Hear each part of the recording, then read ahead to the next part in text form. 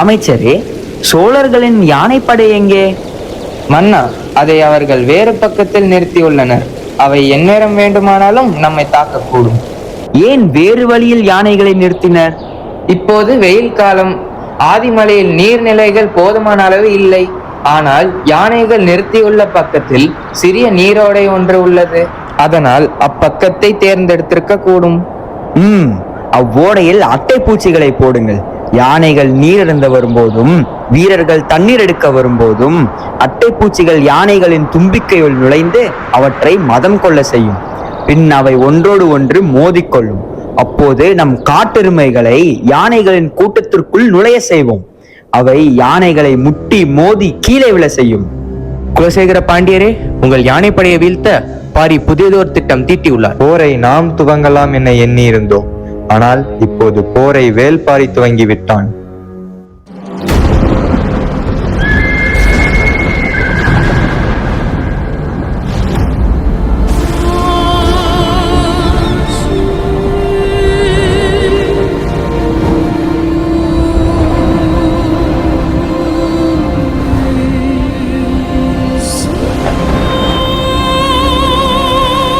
ஆளுக்குள் கொடி நட்ட மாறாக்கன் வழி வந்து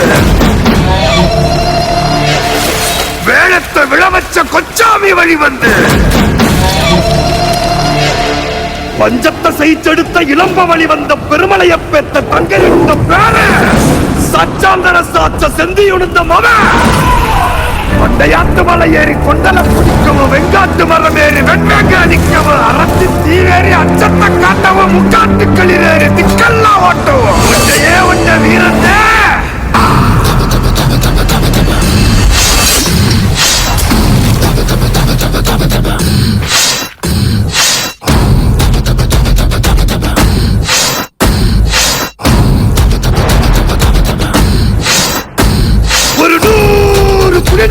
இவன் மாறறைய சருகூரும் உரகங்க மின்னுரைய கரையூர் திரையெல்லாம் முகமறைய பெருமாச்சு பறையெல்லாம் வேற்பறைய ஒன்றையே ஒன்ற வீரங்க சண்டையே எங்க சூரங்க தீயவ பெத்த தீரங்க எங்க பெருமாச்சி காரங்க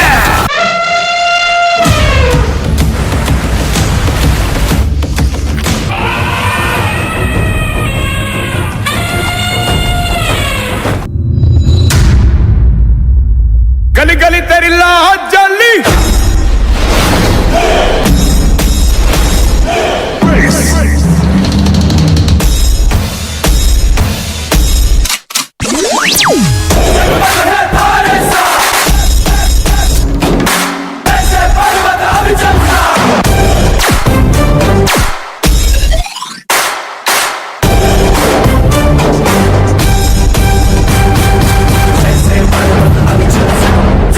पर्वत